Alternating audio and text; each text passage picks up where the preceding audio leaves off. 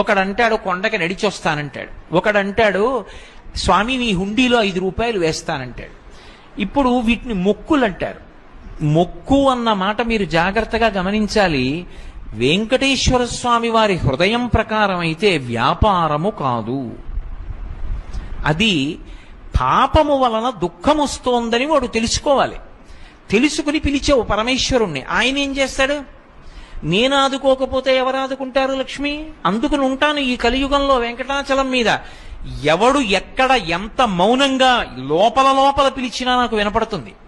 నేను వింటాను, వాణ్ణి ఉద్ధరిస్తాను ఆపదలోంచి. వాడు నా మొక్కు తీరుస్తాడు, ఆ డబ్బు పట్టుకొచ్చి నా హుండీలో వేస్తాడు. నేనేం చేస్తానో తెలుసా?